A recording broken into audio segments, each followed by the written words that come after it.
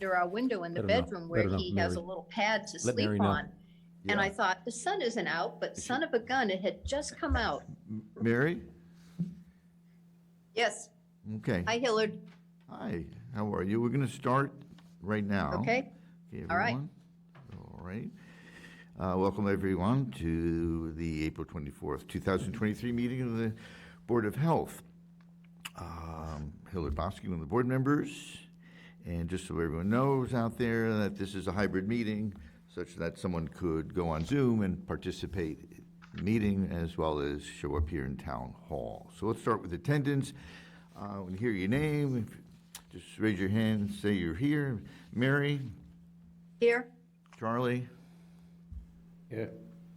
Eric? Present. Great, thank you very much. That wasn't too complicated. So let's go to the agenda. The first, as usual, is the public comment. So anyone in the public, they could be zooming in, or anyone here, the audience, would like to come forward and address the board. This is your time. Any hands up out there? I don't see anyone.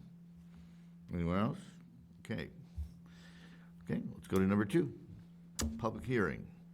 This is mandatory sewer connection regulation. This is going to require a vote, and we have a draft regulation. I'm sure you all took a look at it. It was in our packet. Okay, Director, this is your moment also. Thank you, Mr. Chairman. In no way does this presuppose the vote for tomorrow at the town meeting, but in preparation for that, voters need to understand what the regulations are. So this is proactively gives the community an understanding of what the requirements are, and the authority for connections falls with the Board of Health. Okay. This is the second time you have heard this. It has been publicized according to Mass General Law. It has been publicized. And tonight, and if you want to run through it again, you can. May be good to go through the all the different sections of this. But this is what, should the comprehensive wastewater program pass at town meeting, and once the plan is in place, and obviously the infrastructure and the treatment plant is built, this is the connection requirements. And they're really built off. These aren't new. We took these, what we thought was the best thinking from multiple communities, adjacent communities nearby, similar communities, so that we think we have a very good product here. The board looked at it. It's still in draft form, but a meeting and an approval tonight, or I should say a vote tonight, would move this forward. The public has 20 days for comment. It'll be put to the clerk's office, and then they would be enacted. Great. Board members, just keep in mind that voting on this doesn't really mean whether you're supporting sewering or not. This is a vote on a regulation if the public votes for sewering. Right. We're not presupposing any vote at all. Great lengths for education, and then obviously, as in a democracy, the community gets to vote. But sure. These are, you're upholding, the board is upholding your responsibility, and that is to have regulations in place that when the time comes, the community has a full understanding of what is required for them to connect to the comprehensive wastewater program. The 5 sections on the regulations: authority and purpose, mandatory connection to the sanitary sewer system, severability, violations, penalties, effective date. Board members, do you want this read, or, I mean, I'm open-minded to whatever anyone wants to do, or certainly we need to look if there are any edits or anything else before we would vote. Mr. Chairman, I have a couple of a question and a comment. Great, okay. This is just for my own clarification. 2B, under mandatory connection to the sanitary sewer system. Okay. All right, this is saying that, I'm sorry, I am very sorry. I meant 2D, the one that talks about property being transferred when there's an IA system in place that presumably is already in the 10-year countdown. What that is saying is that upon sale, the sewer has to be connected within 90 days, independent of that IA clock that the previous owner had going. Is that correct? That's how I interpreted it. Charlie, Okay, Eric? that's how I did too. Okay. Yeah, Just wanted to be sure. That is correct. Okay, and then the next one,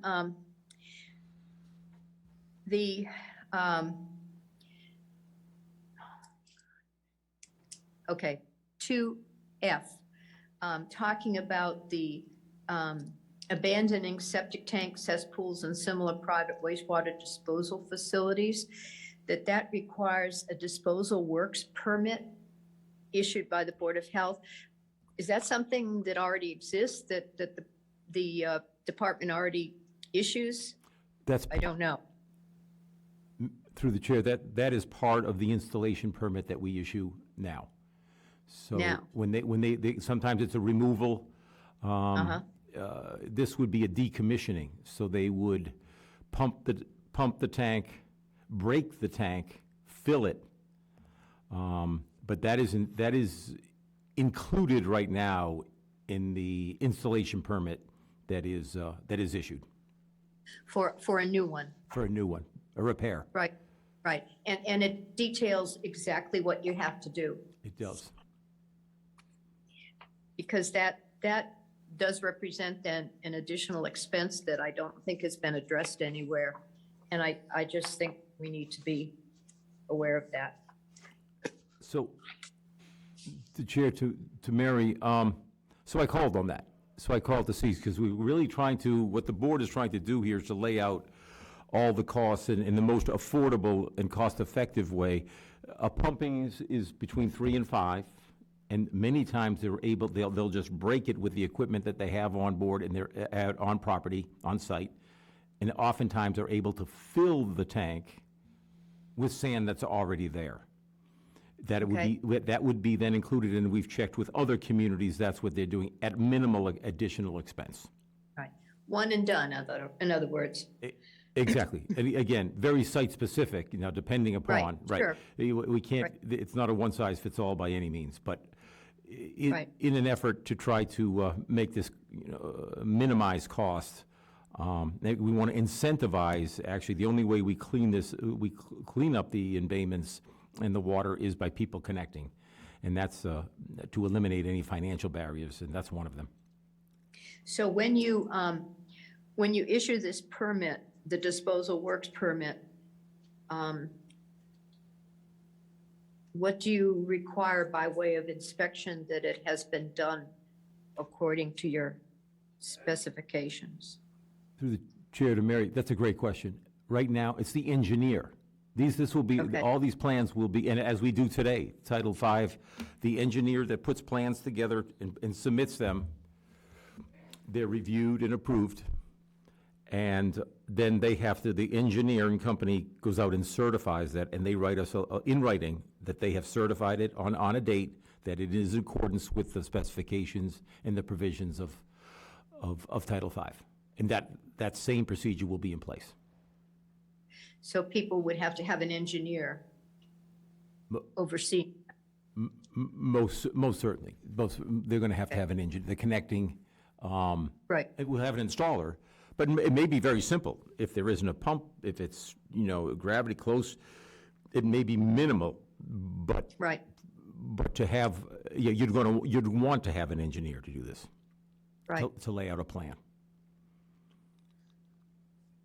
The reason I asked is that at the public meeting at the senior center, one of the gentlemen that spoke about a housing,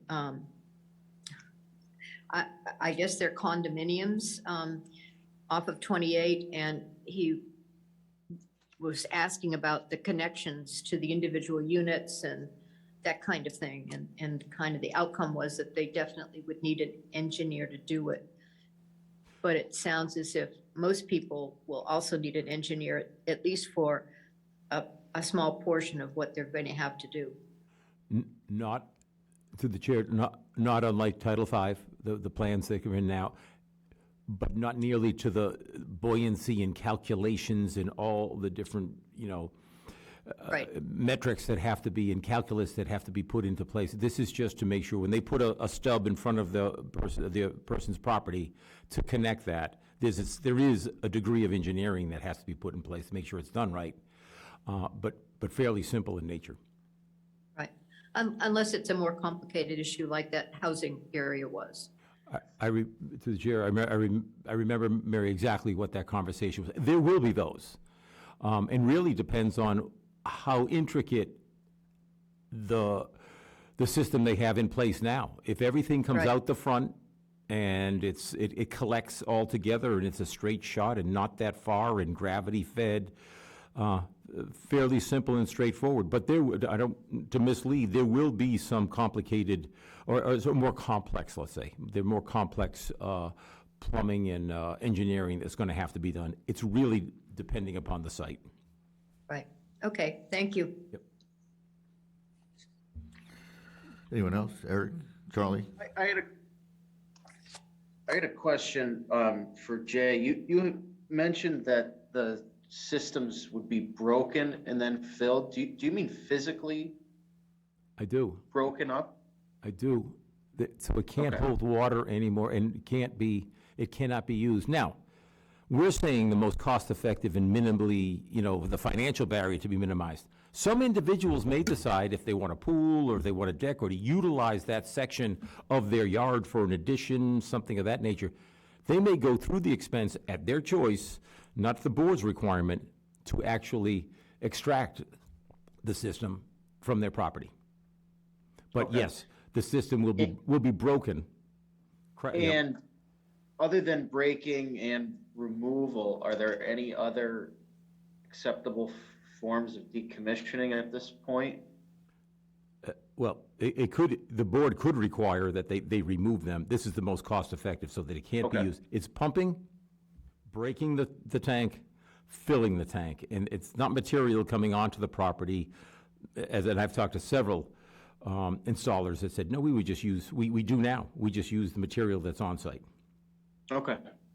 And again, all in an effort to make this as affordable and efficient. But make no mistake, some individuals have already said, can I extract that and remove it from the property so that I might want to be able to use something, an addition, a garage, a pool, whatever they want to do. Understood. Thank you. Yep. I just have one question. We can look at number 2, looks like the last sentence here. It says, such connection shall be within 2 years from the date of the official mailed notice of sewer service availability by the town of Yarmouth, acting by and through the Board of Sewer Commissioners or its successor. And for the same reason, I'm just going to read one more, and that's in B. To B, it says, all properties as to which such notice has been mailed and to which ownership is transferred shall be required to connect to the sewer line within 90 days of transfer. The issue is mailing.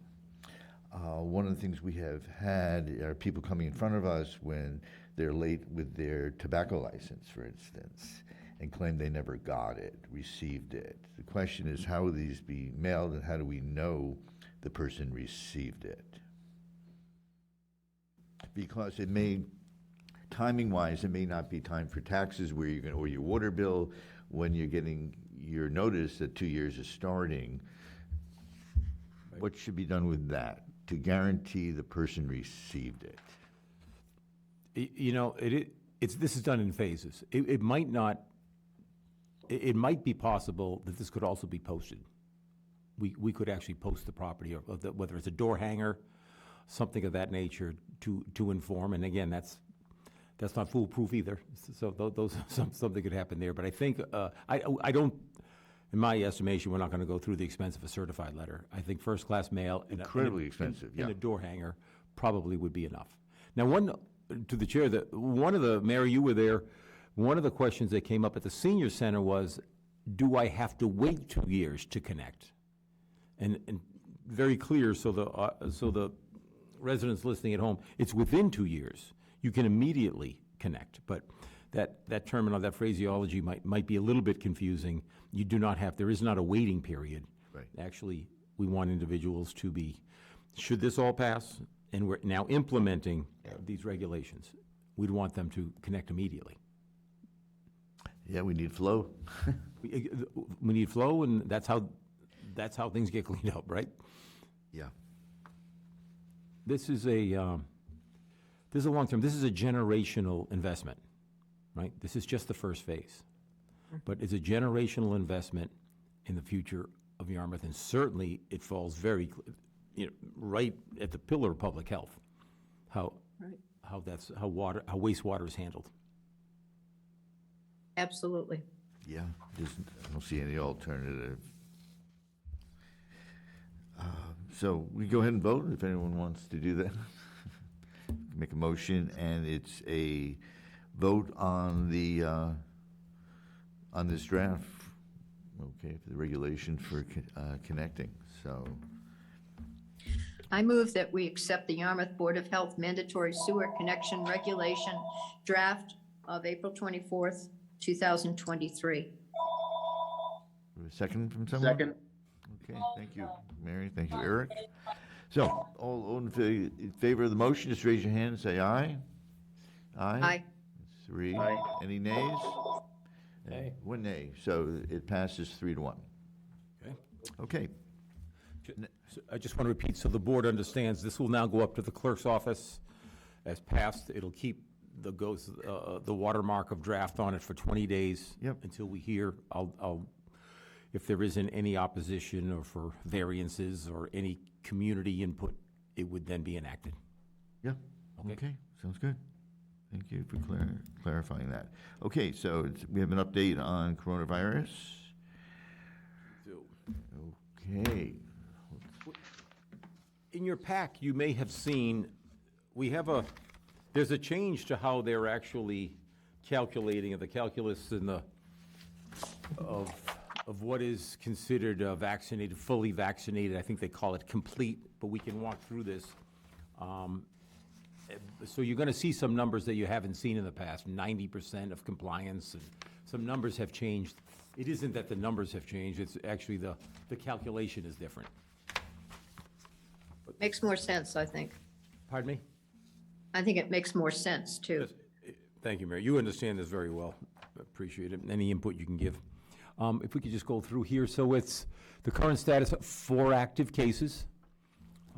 Again, as we creep closer to the 6,000 positive cases from the beginning of this March of 2020.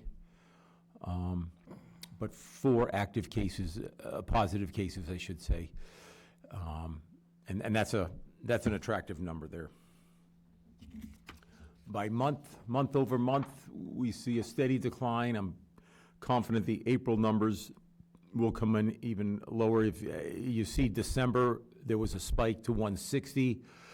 To be, I think, with holidays and indoor activities, that's to be expected, but we've had a steady and consistent decline since then.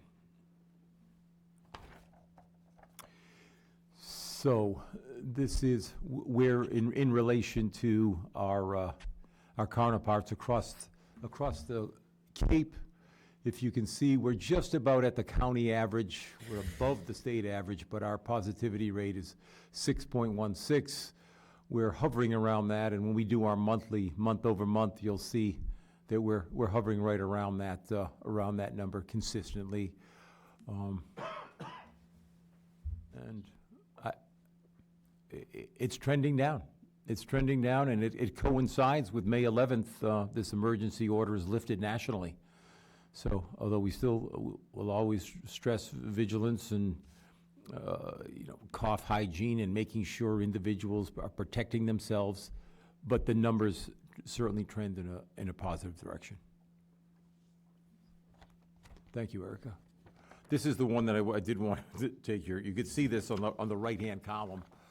And the backup information you have in your pack, looking at our percentage of the population at 91%. Well, it's the same as that we had, and it was far lower than that. I didn't look back on those numbers, but it's just that the calculus has changed of what the complete is. Mary, you've looked at this? I think it was 80% before. Right. And they've changed how they calculate a complete vaccination. Is that your understanding, Mary? Yes. Okay, thanks. Yeah, I mean, it kind of sorts out all that has been happening with the vaccines and the boosters and all. And I think it makes it more understandable for people. Right. Yeah. I hope. Yeah, they're not trying to fabricate the numbers here. I think they're just trying to get, like you say, trying to get it more understandable for individuals. Okay, thank you, Erica. Same, this is second booster vaccine, upwardly adjusted to 30%, but really the numbers are consistent across the board. 7,500, just over a 14-day period. The numbers really haven't moved. Okay. Vaccines are still available if individuals are still looking to do that. The Vaccine Finder, that's the state website. COVID-19 vaccine availability is the Mass website, and that is available by group and booster dosage. Vaccinations at Cape Cod Hospital, 27 Park Street in Hyannis, and that's Monday through Saturday. That's still available. So if individuals still want to get vaccines or boosted, they certainly can. Vaccinations, I call on these weekly: CVS Stop and Shop, Long Pond Stop and Shop, and Walgreens. You do have to register, and that's still available. No, go ahead, Eric. I was just going to get to our kits.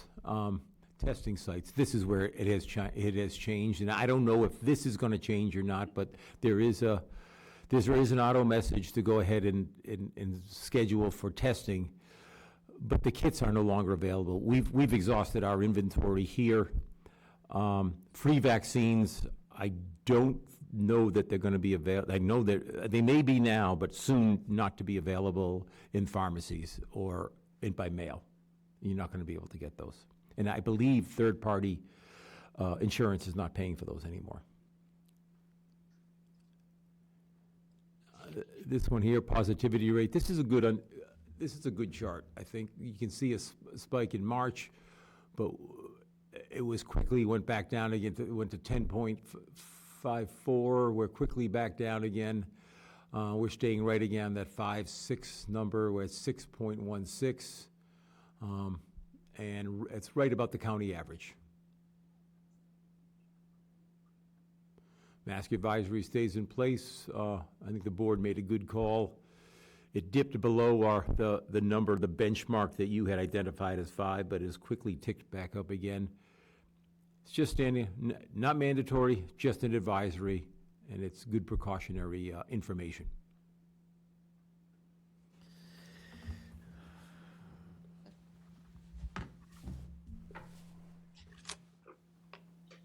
Well, Mary, you were certainly right. Let's not jump on 4.99%, the positivity rate. That was correct. The question I had, which I mentioned before, is on the mask advisory, whether to have it as within all indoor public areas, and as well as using the term crowded, whether or not it should be in crowded areas versus if you're in an area like this town hall room here, it's pretty empty. And as you can look, we're not wearing masks. I mean, I certainly bring it in every time in case you never know what you're going to walk into, but whether or not to make that one change or not. I think that'd be fine. Could I just ask again what that is? What that change the adjustment might be? Well, that it'll be in crowded indoor locations or spaces, as opposed to walking in and you're the only one in the room. That may be more realistic for where we are. Right. That makes. Jay, unless you think we need to vote, I'm fine not voting on it if people, okay. Crowded indoor spaces. As for the boosters, people at home, just be aware that the protection or the antibodies do wane. In other words, from the time you had your last booster, it does go down eventually, or if you have had COVID, still your protection over time does lessen. That's the reason right now for people, certainly the ones over 65 who have illnesses, who are immunocompromised, it's encouraged that they get boosted again. This is where we are. Any other thoughts here Just on this? for the public to keep in mind that the national emergency will be lifted on May 11th. So they're putting a closure to that, the national emergency on that. Right. And what comes with that, I think there's a number of different things that will trigger.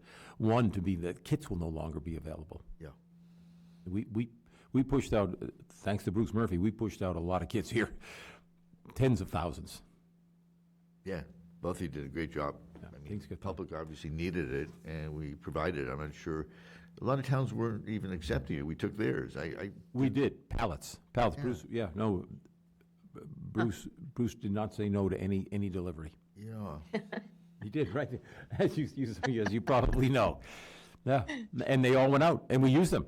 People came. that's the point. Right. Yes, they may have come from another town, who knows, but people needed it. Yep. Wanted it, needed it. Right. Okay, anyone else on the coronavirus update? The next item, number 4, is Board of Health vacancy, interview/recommendation. Director Gardner, maybe you could just tell us where we are in this process, or as, you know, we've had an open spot now since Deb left, and so we're looking obviously to replace her on the board. I apologize, Eric and Mary. The members that are present do have 3 candidates, their profile, they call talent forms, that have been filled out. I will get you those forms. Those only came to me today. The chair thought it would be prudent for the Board of Health to set up some interviews and then have and then write a recommendation who they feel would be the best candidate to fill the vacancy on the board. So those came to me this afternoon. I've printed them out for the members that are present. Eric and Mary, I'll get those to you tomorrow. You can then look at those. But the next piece would be to schedule, and again, you're not the appointing authority, but you give a recommendation, and the administrations that thought that would be valuable, that you had a chance to interview. I'm sorry, go ahead. Thank you. Yeah. So, I guess the next piece would be to schedule a date that for an interview, or interviews. There's 3 candidates, and then a vote, and then a letter of recommendation to the select board for appointment. Yeah, it's pretty straightforward. We've done this before.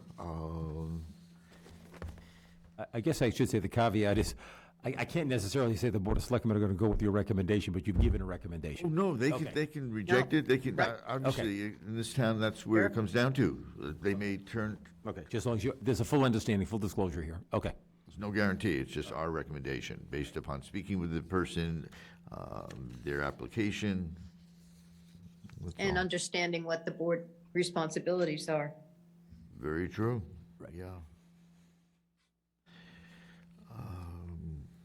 So it's a question of really picking a date, I guess, So, for a future meeting. So the 1st and the 3rd, Erica, maybe help me on this. The 1st is Monday, for our first meeting. We have the room on the 1st and the 3rd, is my understanding. The 15th would be the 3rd Monday. Yes. That's a little confusing how I said that. Yeah.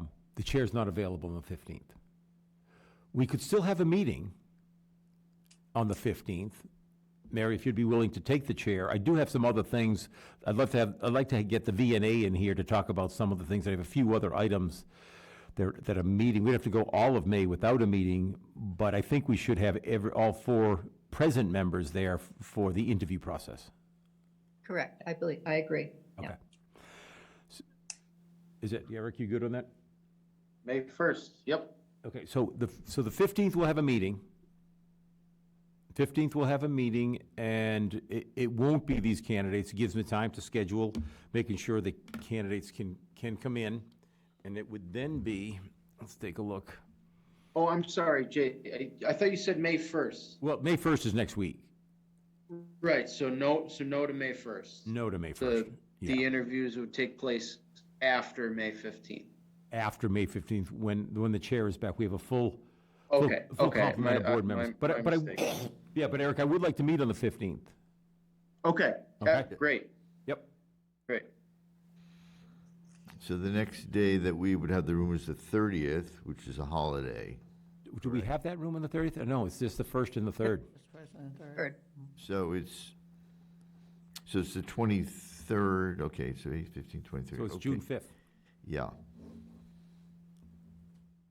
So that's the date we could have the applicants come in? Right. And Charlie, you have them at your desk? The candidates are there? You have the forms? No, I put them at your desk? Yeah. Okay, great. As long as you may want to look at them before. Sure. So that would have a meeting on the 15th. Right. I have several items for that. Okay. More may come. There could be a septic system. I'm not sure. They would have a meeting on the 15th of May, and then interviews for potential candidates for the board on the 5th of June. Okay. Is that, Everyone okay? Yes. Okay. Eric, are you good with that? I believe that brings us to new and old business. Does anyone have any?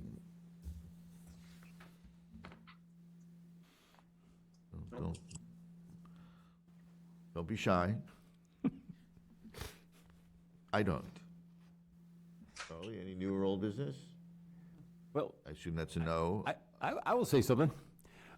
We're fortunate to have, on the 8th of May, Deb, the former board member, is coming on as our housing inspector, our second housing inspector on staff at the Board of Health. And we are very excited about that. You know that her talent on the board, energetic, thoughtful, concise, good thinker, Right, all that. right. And she's going to be part of the staff now, starting on May 8th. Perfect.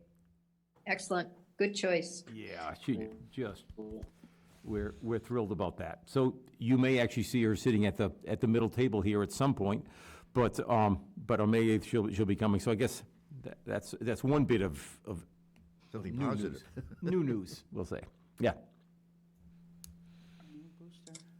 The new booster? No? Say that again? The new booster? Was that in the packs? No, it's not Yes. on here. Another, the over 65 new booster. A new booster for over 65. Yeah, Hill had mentioned it, Yeah. about the new booster recommendations. Yep. Okay. So last chance, everyone. Any new or old business? If not, that brings us to, looks like number 5. It looks like it's called adjournment. 6, number 6.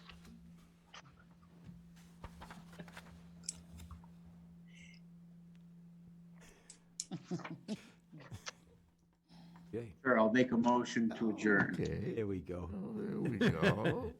I was looking at, I think it's different numbers depending on which Yeah. one you look at, right? 6 on ours. That was the discrepancy.